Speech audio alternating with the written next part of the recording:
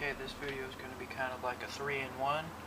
It's going to be a review of the Fenix tk11, just a display of what it looks like mounted up on my AK, and a beam comparison between the tk11 and my LD20. So we'll start off with the review. Okay, tk11.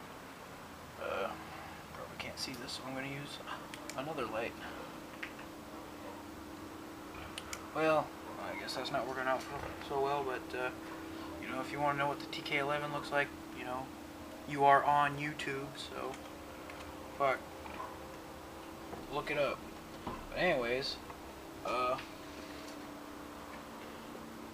it's a nice size flashlight. It's got a good grip handle on it for if I wasn't using it mounted on a weapon, but since I am, you know, I am.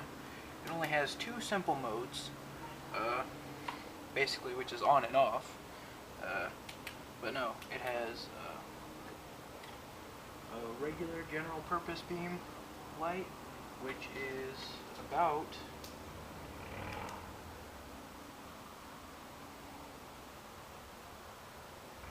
as bright as my LD20 on high. So it is pretty bright. And then you twist the head and you bump it up to turbo, and that just blows my LD20 out of the water. So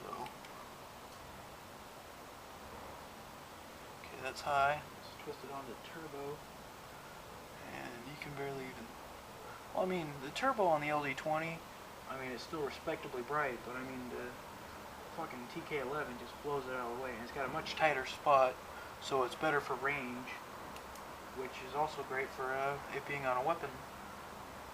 So, you know, you can actually see out to distance a bit better. And it has that big knobby tactical, or I don't know about tactical, but that knobby momentary on switch, so you can go if you want a Morse code to someone or some shit. But that's basically all it can do. I wish it had a little more features if I was going to use it for like an EDC light, but it's just a weapon light, so I guess I'm pretty cool with it. The weapon mount I had it on is this Voltor, VLTOR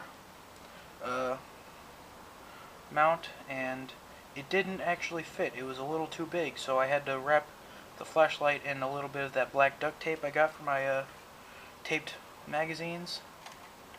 So it fits pretty snugly now, and also because it's duct tape, it's got a little padding and shock absorption, which is pretty nice, while still remaining, you know, very solid. And also what's cool is having it right up this close to the barrel is it completely eliminates any barrel shadowing that you would have, like if you had it way back here on this side mount. So that's pretty nice. Yeah, I still haven't gotten yet to shoot it, but hopefully, because it's a good quality flashlight and the Fenix, and they're all talking about their shock resistance and stuff on their flashlights, so hopefully it'll be able to withstand the muzzle blast this close from an AK, multiple rounds. The lens might get pretty dirty, but you know, you can just wipe it off. But yeah, and I already did beam shot comparisons and all that shit, so that's that. And it's a little too dark for it, but you know, what's pretty nice is you don't really, because it's got that nice tight beam on it, you don't really need to put a laser on it, because if you're doing indoors type shit, you can actually honestly just use the beam spot to figure out where your bullets are going, especially indoors, because yeah. But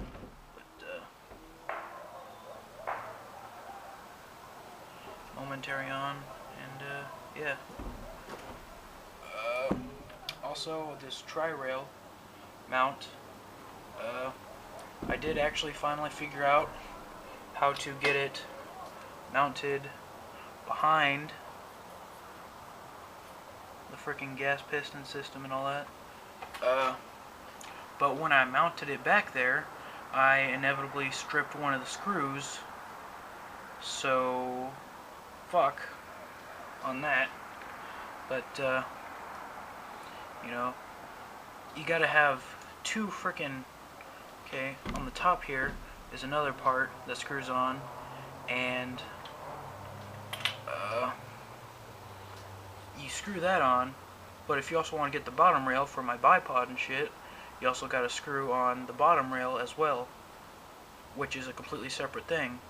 So it's three parts, a top, a middle, and a bottom, and you got two screws going down on each other like fucking like they're butting heads, and the screws aren't they're a little bit longer than this actually